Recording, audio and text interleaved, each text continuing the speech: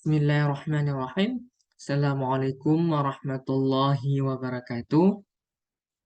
Perkenalkan, nama saya Dwi Haris Abdari, mahasiswa FMIPA Kimia angkatan 2020. Nah, di sini saya akan membahas mengenai kromatografi gas. Pada umumnya, kromatografi dibagi menjadi dua, yaitu LC, liquid chromatography, dan GC, kromatografi gas.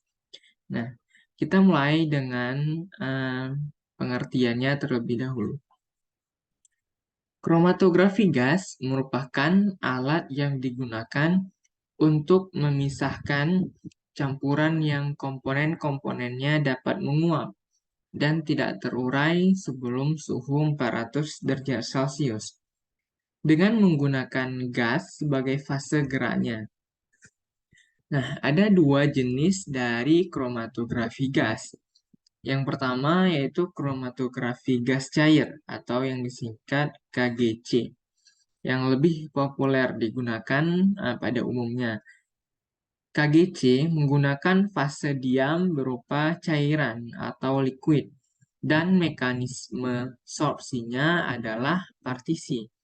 Yang kedua yaitu kromatografi gas padat atau yang disingkat dengan KGP, menggunakan fase diamnya padatan dan mekanisme sorpsinya adalah absorpsi permukaan. Di dalam gas kromatografi GC, sampel dapat berupa gas, liquid, kemudian diinjeksikan ke dalam fase gerak berupa aliran gas yang inert, kemudian sering disebut dengan carrier gas atau gas membawa. Sampel tertahan dalam suatu paket or capillary column, di mana komponen sampel terpisah berdasarkan kemampuannya terdistribusi di antara carrier gas dan fase diam kolom. Di sini kita akan melihat bagaimana terjadi pemisahannya. Kromatografi gas dapat kita gunakan untuk memisahkan senyawa-senyawa organik yang mudah menguap atau bersifat volatil. Proses kromatografi dalam alat GC dimulai dengan menyuntikkan sampel, menginjeksikan sampel cair atau berupa gas yang mudah menguap melalui spektrum cakram karet ke dalam port yang dipanaskan, di mana ia dengan cepat menguap ke dalam kolom. Kemudian komponennya dialirkan melalui kolom oleh gas pembawa dan komponen di dalam kolom diuapkan. Kemudian dielusi oleh gas pembawa dan analit yang dipisahkan mengalir melalui detektor yang responnya akan ditampilkan pada layar komputer. Jadi sampel diinjeksikan, kemudian di dalam port tersebut dipanaskan sehingga apabila sampelnya berupa cairan akan berubah menjadi fase gas. Selanjutnya akan dibawa oleh carrier gas menuju kolom. Di sini akan terpisahkan menjadi komponen-komponen yang nantinya akan dideteksi oleh detektor dan akan ditampilkan pada layar monitor. Perbedaan laju migrasi atau kecepatan pemisahan dari masing-masing komponen dalam kolom disebabkan oleh perbedaan titik didih dan interaksi masing-masing komponen dengan fase stasionari atau fase diam.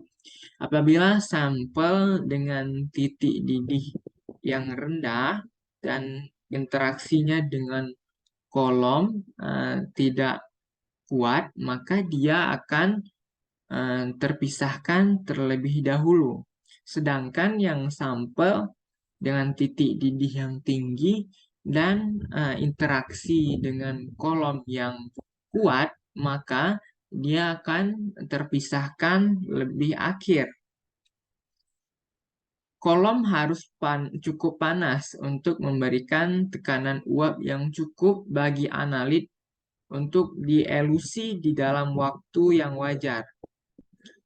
Jadi sebelum digunakan, kolom harus dipastikan dalam keadaan panas yang cukup, sehingga ketika dilakukan proses eh, dilakukan uji, maka proses elusi itu hanya dapat dilakukan dalam waktu yang sesuai atau wajar.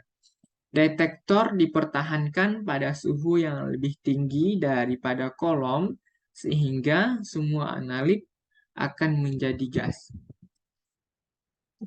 Adapun beberapa komponen yang ada pada alat DC. Yang pertama ada gas pembawa atau yang biasa disebut carrier gas. Gas pembawa ini berfungsi sebagai fase gerak pada kromatografi gas, yakni tujuannya adalah untuk membawa solut atau zat terlarut menuju kolom, sehingga gas pembawa tidak berpengaruh pada selektivitasnya. Kecepatan linear dari carrier gas menentukan efisiensi dari sebuah kolom. Untuk menjadi gas pembawa atau carrier gas, ada beberapa syarat yang harus dipenuhi. Yang pertama, inert, artinya dia tidak mudah bereaksi. Yang kedua, koefisien difusi sampel pada gas tersebut rendah. Yang ketiga murni, artinya dia tidak terdapat kontaminan atau pengotor di dalamnya dan mudah diperoleh. Yang keempat murah atau ekonomis, dan yang kelima cocok untuk detektor yang digunakan pada alat GC tersebut.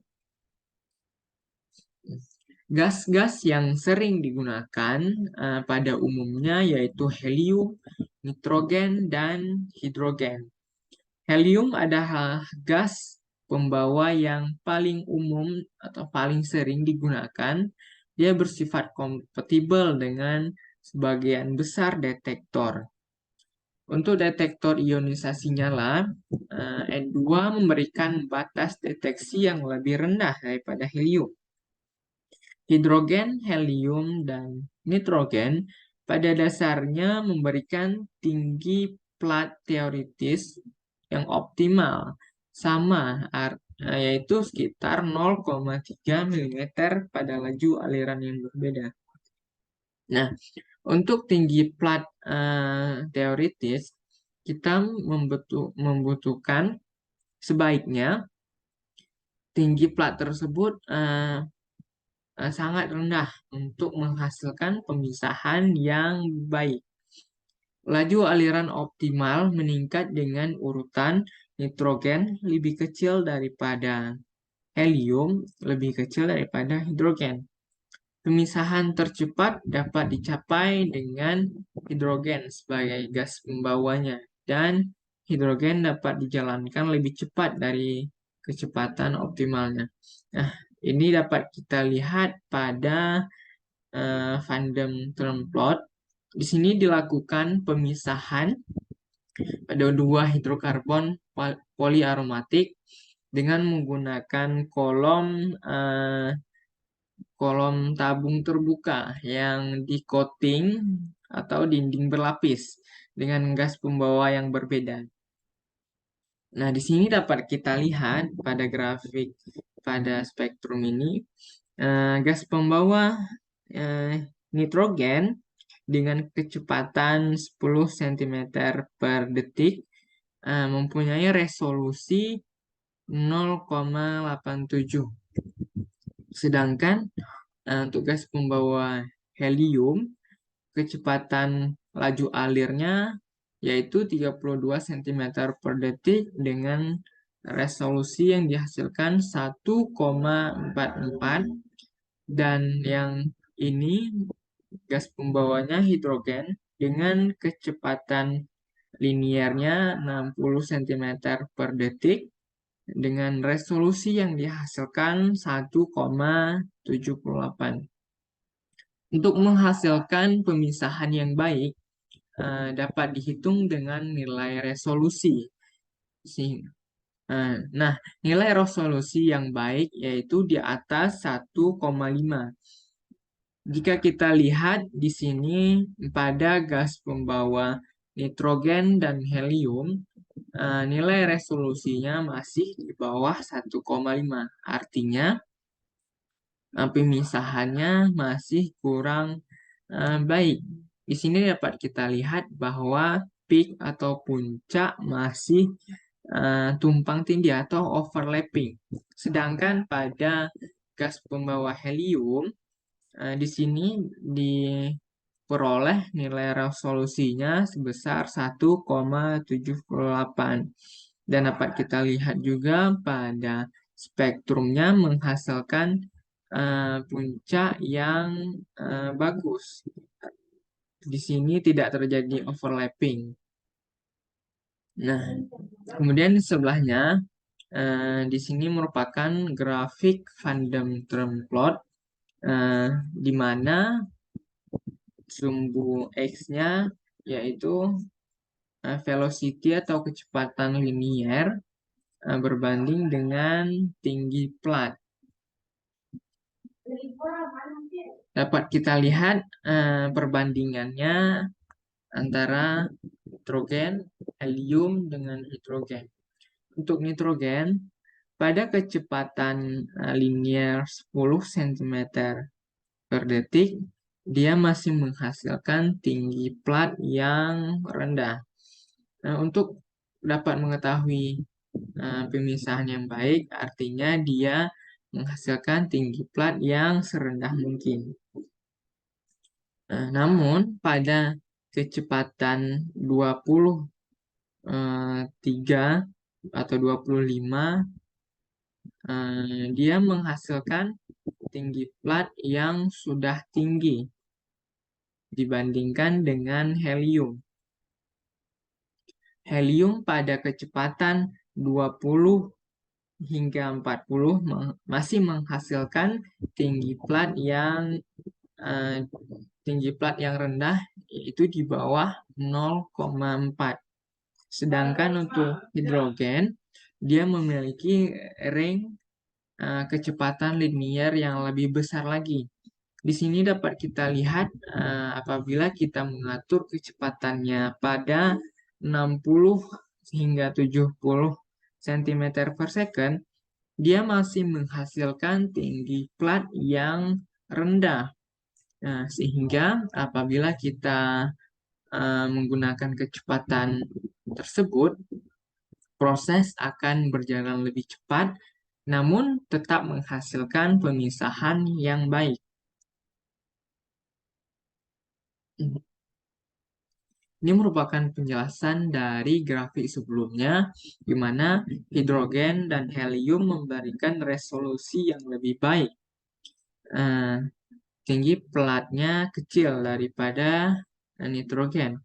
Pada laju alir tinggi karena zat terlarut berdifusi lebih cepat melalui hidrogen dan helium daripada melalui nitrogen.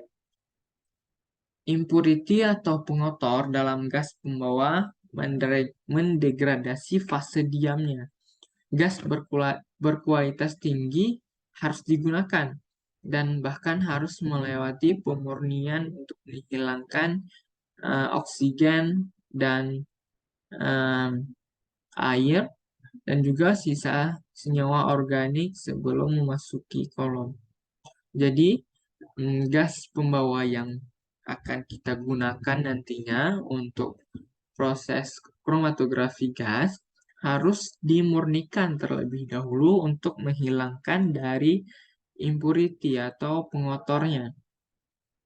Pipa baja atau tembaga harus digunakan untuk saluran gas daripada pipa plastik atau karet.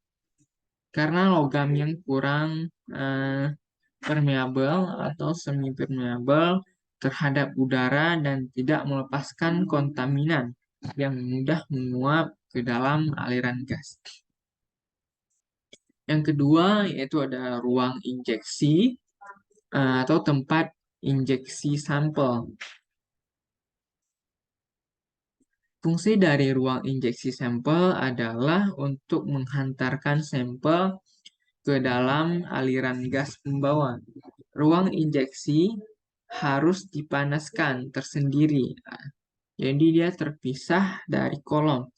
Suhu dari injeksi port biasanya sama atau sedikit lebih tinggi, misalnya 50 derajat Celcius lebih tinggi di atas suhu kolom, di mana sampel seketika menjadi uap dan akan segera masuk ke dalam kolom dan dibawa oleh carrier gas atau gas pembawa.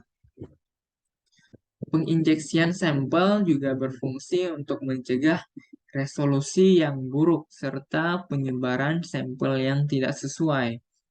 Alat yang biasa digunakan untuk injeksi sampel pada gas kromatografi adalah mikrosiringe atau penyemprot mikro. Yang ketiga ada kolom kromatografi gas. Kolom merupakan tempat terjadinya proses pemisahan karena di dalamnya terdapat fase diam. Ada dua jenis kolom pada kromatografi gas, yaitu kolom kemas atau packing kolom dan kolom kapiler atau capillary kolom. Yang pertama ada paket kolom. Biasanya mengandung partikel halus penyangga padat yang dilapisi dengan fase diam cair yang tidak mudah menguap, atau padatan itu sendiri dapat berupa fase diam dibandingkan dengan open tabular kolom. Kolom yang dikemas memberikan kapasitas sampel yang lebih besar, tetapi memberikan puncak yang lebih lebar, waktu retensi yang lebih lama, dan resolusi yang lebih rendah.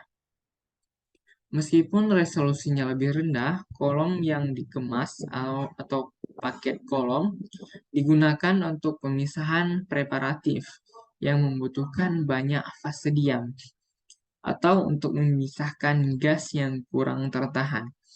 Paket kolom area biasanya terbuat dari stainless steel atau glass dan dengan diameter 3-6 mm dengan panjang 3-6 mm di dalam diameter 1-5 meter. Kolom yang dikemas biasanya terbuat dari baja tahan karat atau kaca yang biasanya berdiameter 3-6 mm dengan panjang 1,1-5 meter. Penyangga padat seringkali silika yang disilanisasi untuk mengurangi ikatan hidrogen dengan zat terlarut polar. Di dalam kolom kemas atau paket kolom, ukuran partikel yang seragam akan mengurangi istilah jalur ganda atau multiple part term dalam persamaan Van der Waals, sehingga mengurangi tinggi plat dan meningkatkan nilai resolusinya. Untuk ukuran partikel yang kecil mengurangi waktu yang dibutuhkan untuk setimbangan zat terlarut, sehingga akan meningkatkan efisiensi kolom. Namun semakin kecil ukuran partikelnya, semakin sedikit ruang antara partikel dan semakin banyak tekanan yang dibutuhkan untuk memaksa fase gerak melalui kolom. Yang kedua yaitu open tabular kolom. Sebagian besar pengguna analisis kolom tabular terbuka sempit, terbuat dari silika leburan SiO2 dan dilapisi dengan polimida. Kolom tabular terbuka menawarkan resolusi yang lebih tinggi, waktu analisis yang lebih singkat dan sensitivitas yang lebih besar dibandingkan dengan kolom kemas atau paket kolom, namun memiliki kapasitas sampel yang lebih sedikit. Kolom berlapis dinding dilengkapi fase film fase cair stationary setebal 0,5 hingga 5 mm di dinding bagian dalam kolom. Kolom berlapis penyangga memiliki partikel padat yang dilapisi dengan fase cair diam dan menempel pada dinding bagian dalam. Pada kolom lapisan berpori, partikel padat merupakan fase diam aktif dengan luas permukaannya yang tinggi. Kolom yang dilapisi penyangga dapat menangani sampel yang lebih besar dibandingkan kolom yang dilapisi dinding. Kinerja kolom lapis penopang berada di antara kinerja kolom lapis dinding dan kolom yang padat. Nah, pada umumnya, open tabular column ada 3 jenis. Yang pertama WCOT atau Liquid Stationary Phase on Inside Wall of Column atau fase diam cair di dinding bagian dalam kolom.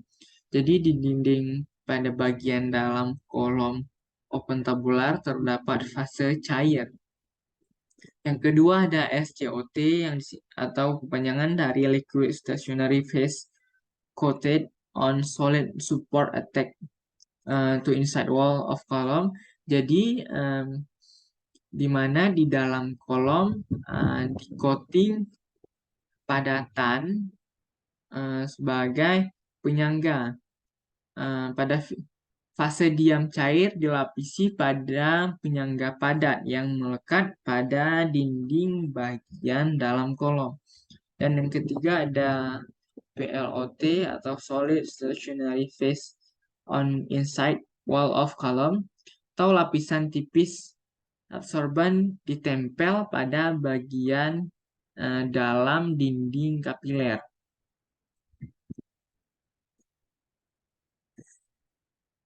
Di sini kita lihat perbandingan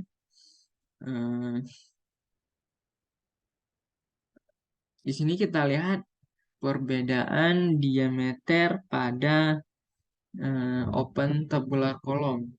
Diameter dalam kolom biasanya sekitar 0,1 hingga 0,53 mm dan panjangnya 15 hingga 100 meter dengan 30 meter yang umum digunakan.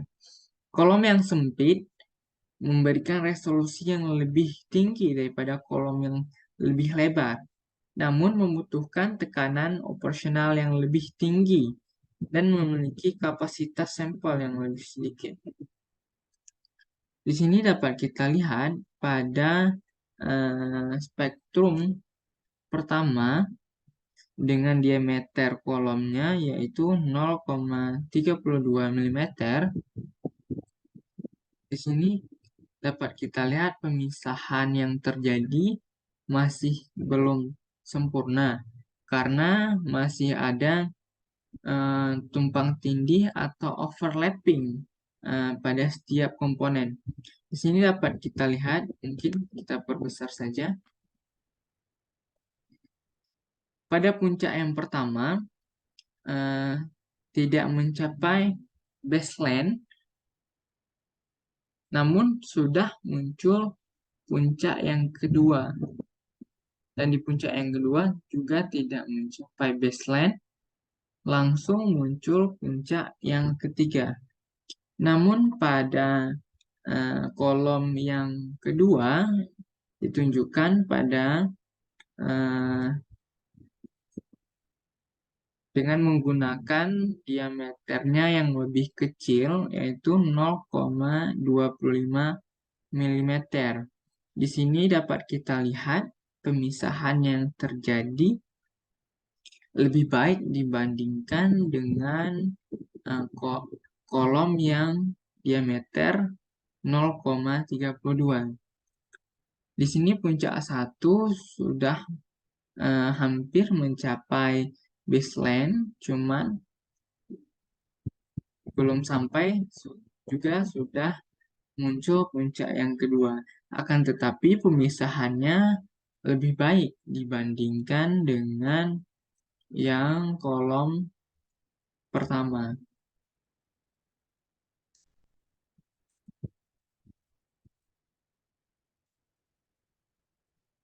Selanjutnya, pada kecepatan linear yang konstan, peningkatan ketebalan fase diam akan meningkatkan waktu retensi dan kapasitas sampel, dan meningkatkan juga resolusi puncak elusi awal dengan faktor kapasitas lebih atau sama dengan 5. Tebal film dari fase diam dapat melindungi analit dari permukaan silika dan mengurangi tiling, tetapi juga dapat meningkatkan bleed atau penguraian dan penguapan fase diam pada suhu tinggi. Ketebalan 0,5 meter adalah standar, tetapi film yang lebih tebal digunakan untuk analit yang mudah menguap.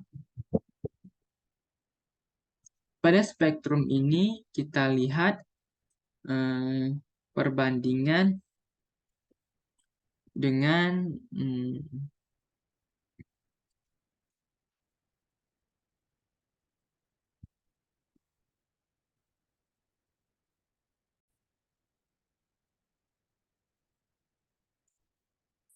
dapat kita lihat pada grafik ini di mana uh, tebalannya yang pertama 0,25 dan yang satu lagi adalah 1 mikrometer.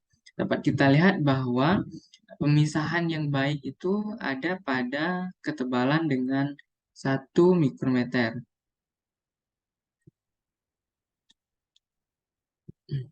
Perbandingan antara kolom kemas dan kolom kapiler.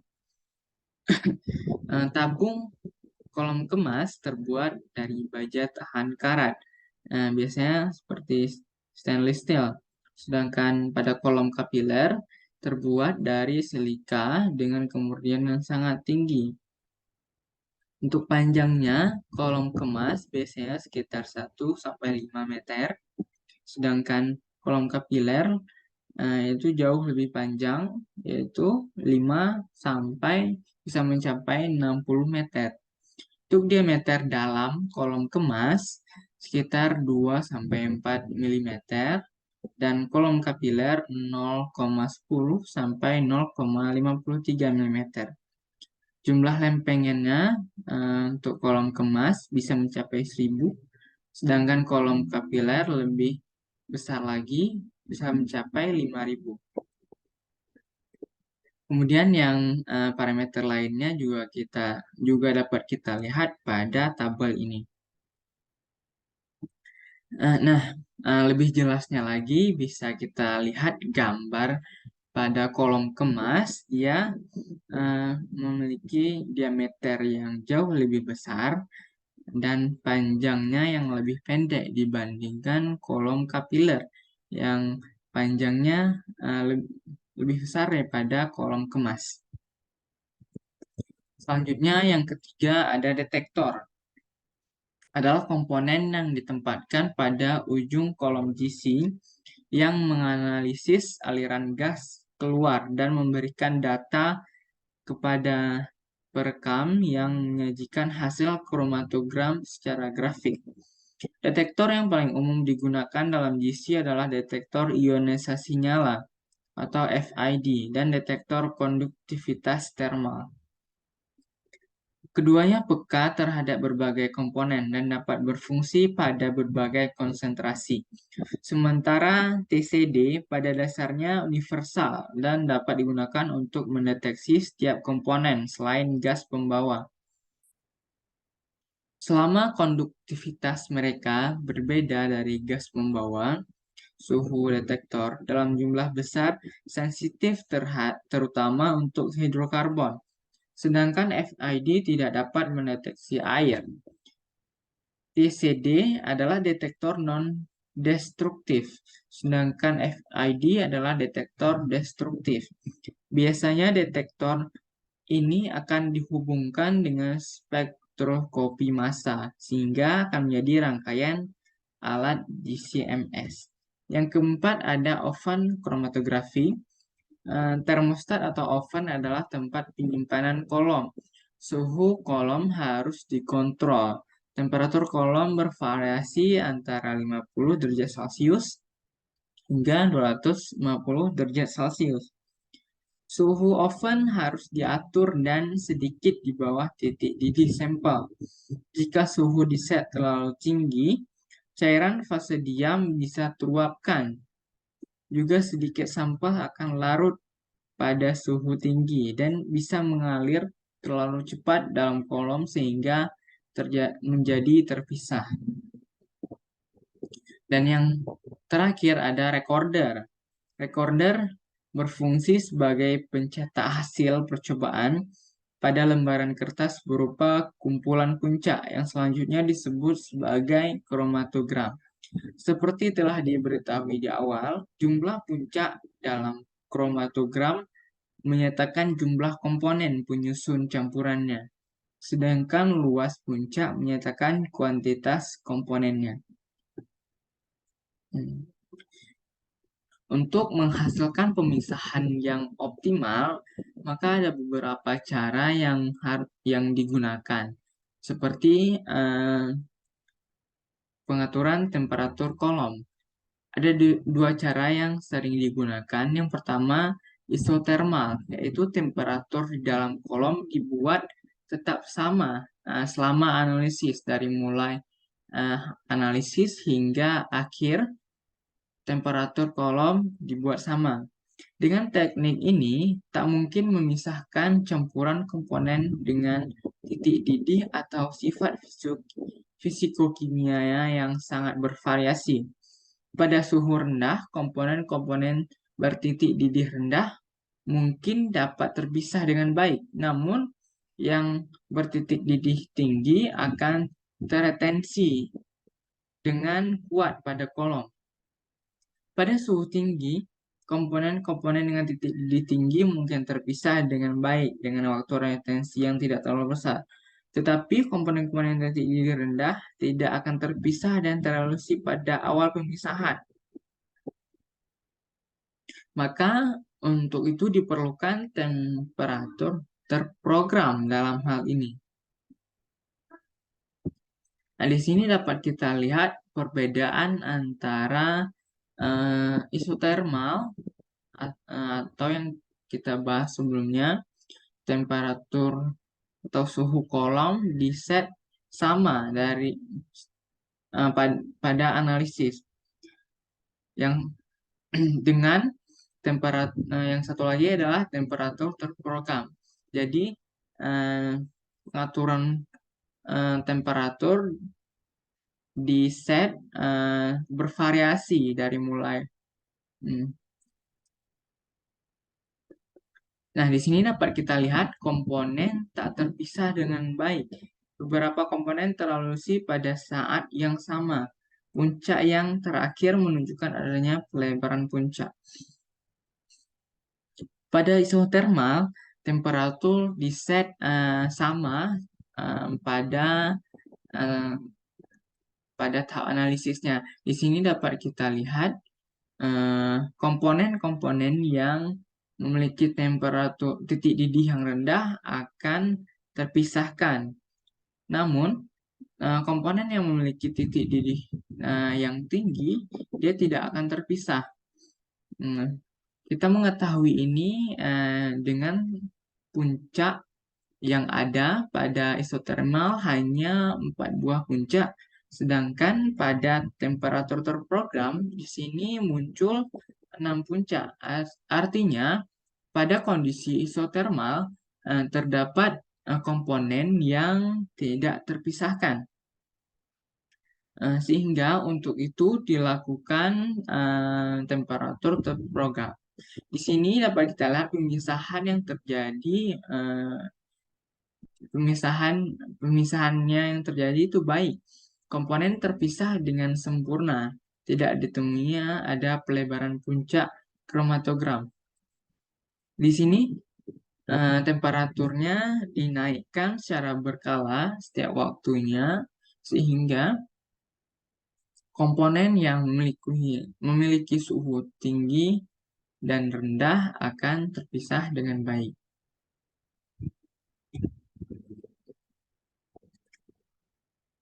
Pada tabel ini kita dapat melihat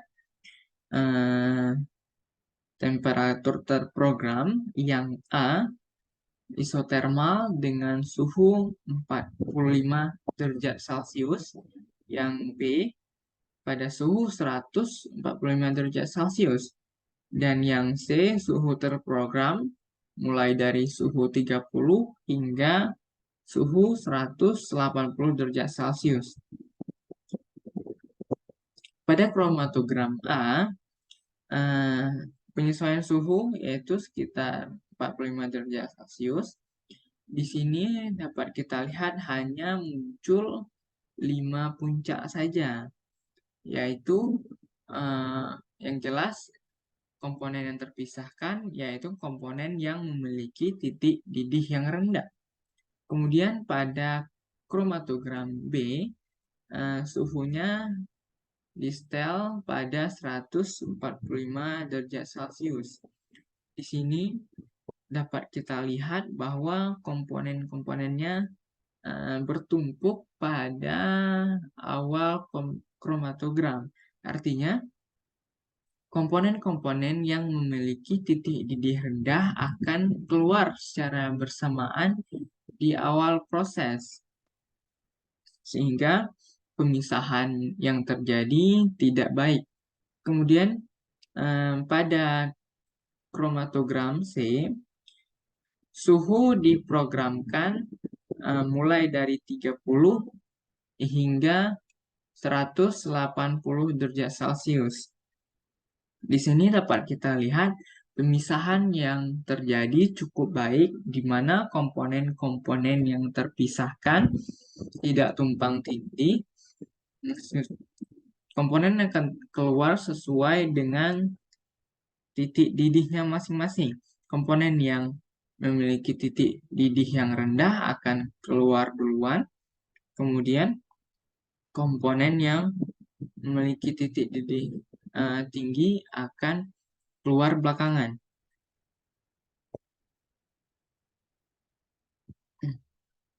Nah, untuk mengetahui efisiensi pemisahan dalam kromatografi ditunjukkan dengan nilai resolusi atau nilai R, yaitu pemisahan antara dua pita atau puncak kromatografi.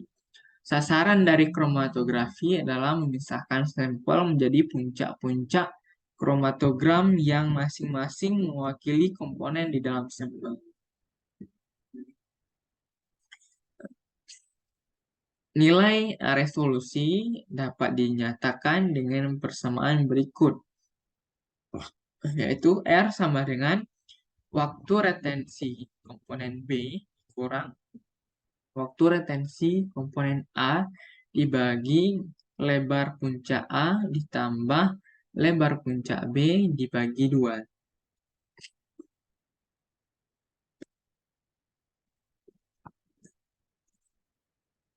Pada tabel ini menunjukkan perbedaan resolusi pada beberapa kromatogram.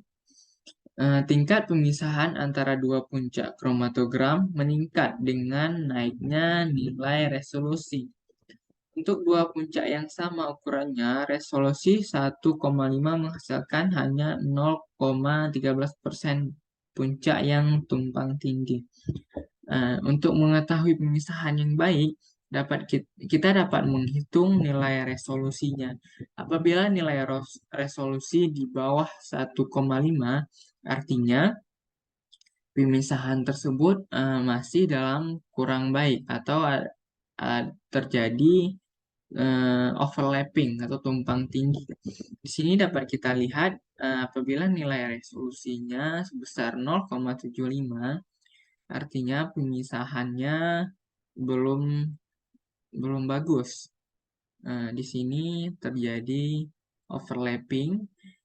Komponen A, puncak pada komponen A belum capai baseline, namun sudah keluar komponen B. Sedangkan pada resolusi 1,5 ini terpisah dengan bagus, di mana puncak A sudah mencapai baseline, kemudian baru disusul dengan komponen B. Oleh karena itu, resolusi adalah ukuran kuantitas kesuksesan pemisahan. Maka R menyediakan cara untuk menentukan apakah perubahan kondisi eksperimen dapat menghasilkan pemisahan yang lebih bagus. Kemudian ada teori kolom atau efisiensi kolom. Ada dua pendekatan yang digunakan untuk menjelaskan tentang proses pemisahan dalam metode kromatografi, sekaligus mengukur efisiensi kolom kromatografi. Yang pertama adalah jumlah plat teoritis atau number of theoretical plate yang disimbolkan dengan N, dikenalkan pertama kali oleh Martin dan Shinge pada tahun 1941. Yang kedua adalah tinggi setara plat teori atau Height Equivalent of Theoretical Plate atau yang biasa disebut dengan H atau HETP. Dikenalkan oleh J.J. van den Trum pada tahun 1956, di mana proses pemisahan didasarkan pada jumlah pemisahan pada kondisi dinamisnya dengan menghitung jarak atau tinggi pelat teori. Untuk number of theoretical plate didefinisikan sebagai banyaknya distribusi keseimbangan dinamis yang terjadi di dalam suatu kolom. Nilai N dapat diperoleh dari kromatogram dengan persamaan sebagai berikut. N sama dengan 16 dikali waktu retensi dibagi lebar puncak pangkat 2, di mana N adalah number of plate dari kolom, T adalah waktu retensi, dan WB adalah lebar dasar puncak. Persamaan ini membandingkan lebar puncak dengan lamanya komponen berada dalam kolom. Jadi, komponen yang efisien mencegah pelebaran pita dan menghasilkan puncak yang sempit atau sharp. Dalam proses pemisahan diharapkan untuk menghasilkan nilai N yang sebesar-besarnya. Pada umumnya, efisiensi kolom meningkat dengan semakin kecilnya ukuran nilai partikel dalam kolom.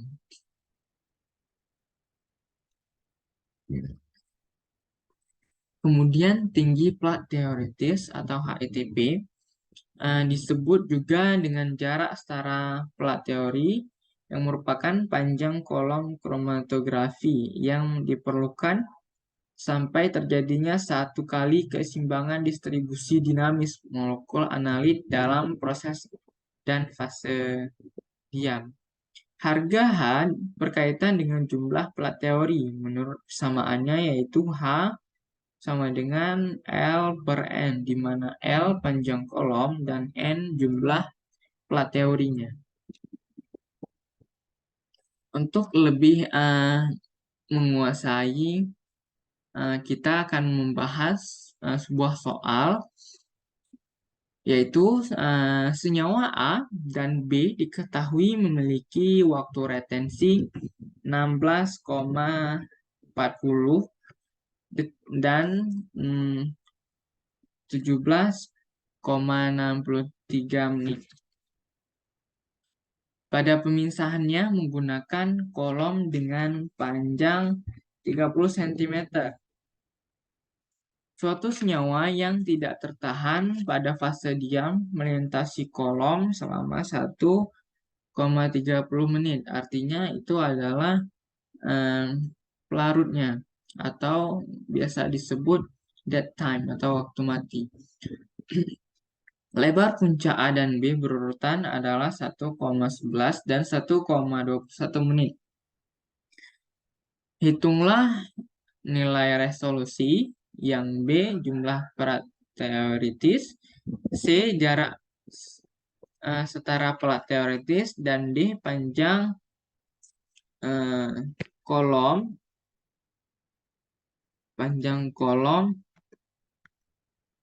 yang diperlukan untuk memberikan pemisahan yang baik, yaitu resolusinya 1,5.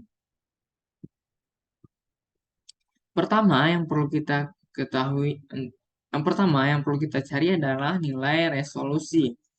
Rumusnya seperti yang sudah kita jelaskan sebelumnya, yaitu R sama dengan 2 kali waktu retensi B dikurang waktu retensi A dibagi eh, puncak lebar puncak B ditambah lebar puncak A. Oke, kita tinggal memasukkan nilainya 2 kali waktu retensi B, yaitu 17,63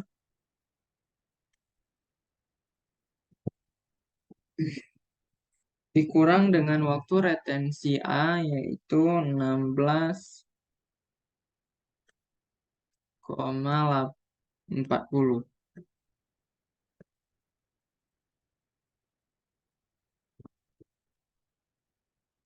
dibagi dengan nilai lebar puncak B, yaitu 1,21 ditambah lebar puncak A 1,11.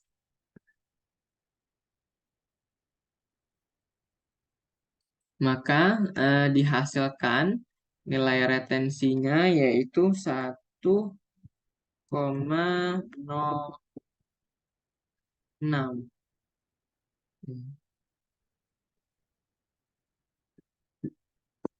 Dari yang sudah kita pelajari sebelumnya, apabila nilai resolusi di bawah 1,5 setara atau di bawah 1,5, artinya pemisahannya eh, belum bagus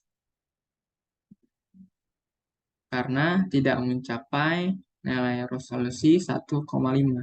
Kemudian yang B, yang ditanya adalah jumlah pelat teoritis atau nilai N. Oke, kita hapus terlebih dahulu.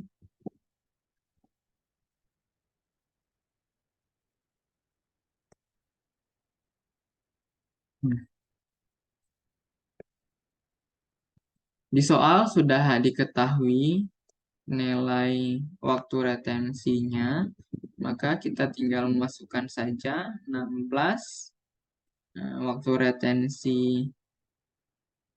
Kita dapat mencari nilai pelat teoritis dari komponen-komponennya. Yang pertama kita mencari nilai N untuk komponen A. Waktu retensinya yaitu 16,40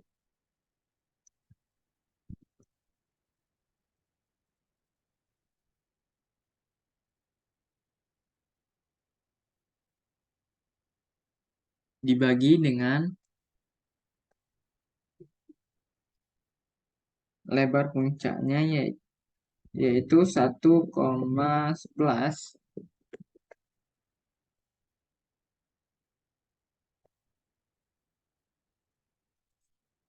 pangkatkan 2.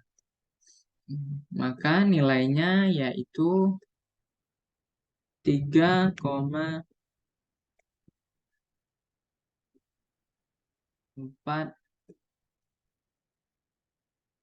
3,493.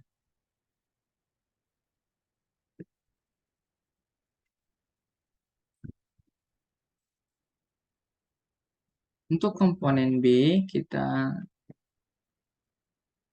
akan mencari nilai N-nya juga, yaitu sama dengan 16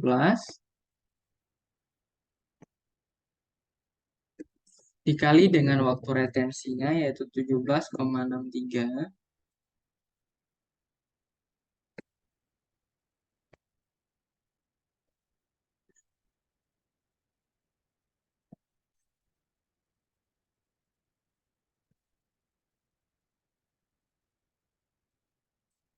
dibagi lebar puncaknya 1,21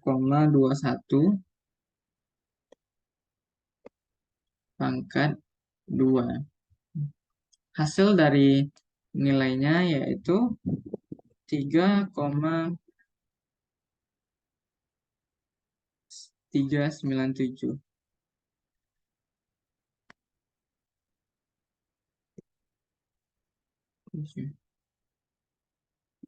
Nah, untuk nilai N pada pemisahan kromatografi diharapkan nilai yang diperoleh yaitu sekecil-kecilnya. Selanjutnya, untuk C, yang perlu kita cari adalah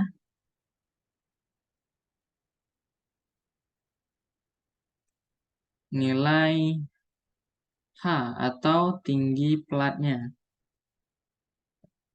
Maka rumus yang kita gunakan yaitu L per N. L adalah panjang kolom dan N adalah jumlah plat teoritis yang sudah kita cari sebelumnya. H sama dengan panjang kolom sudah diketahui di soal, yaitu 30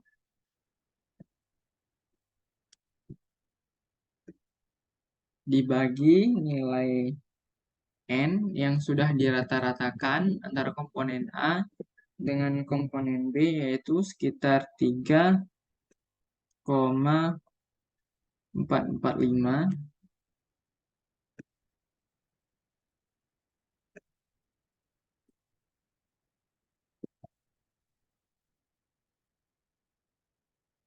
Hasilnya yaitu 8,7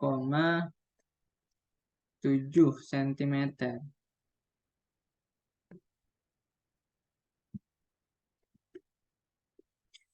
Setelah kita mencari nilai H, kita tahu bahwa nilai resolusinya tadi yang diperoleh yaitu 1,06 yang merupakan pemisahan yang belum bagus. Nah, untuk menghasilkan pemisahan yang bagus, berapakah panjang kolom yang dibutuhkan? Nah, apabila soalnya seperti itu, maka kita dapat mencarinya dengan menggunakan persamaan jumlah plat teoritis aksen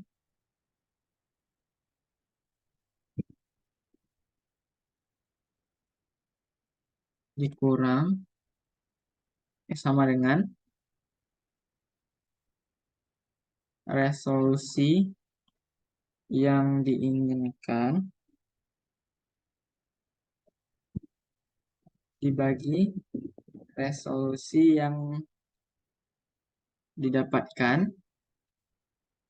pangkat 2 dikali nilai tinggi plat teoritis yang diperoleh. Maka tinggal kita masukkan nilai resolusi yang diinginkan adalah 1,5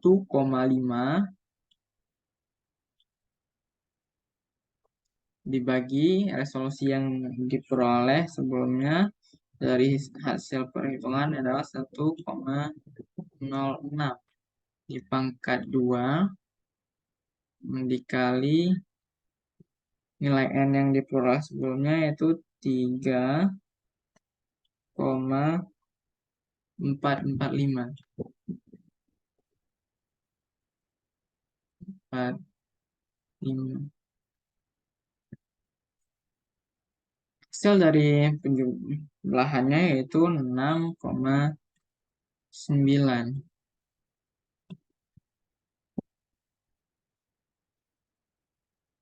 Nah, untuk menghasilkan pemisahan yang baik, maka eh, jumlah plat teoritis yang harus ada yaitu 6,9.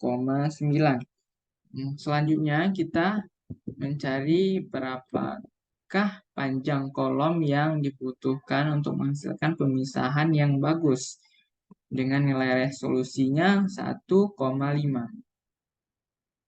Rumus yang kita gunakan adalah L sama dengan H kali N, yaitu N yang kita peroleh sebelumnya 6,9. Maka tinggal kita masukkan nilainya. H yaitu 8,7 dikali N-nya 6,9. Hasilnya yaitu 60 cm. Nah, ini adalah panjang kolom yang harus kita gunakan untuk menghasilkan pemisahan dengan nilai resolusi 1,5. Sekian dulu eh, materi dari saya, penjelasan dari saya. Apabila ada kekurangan, saya mohon maaf. Eh, Terima kasih. Wabillahi taufiq wa hidayah. Assalamualaikum warahmatullahi wabarakatuh.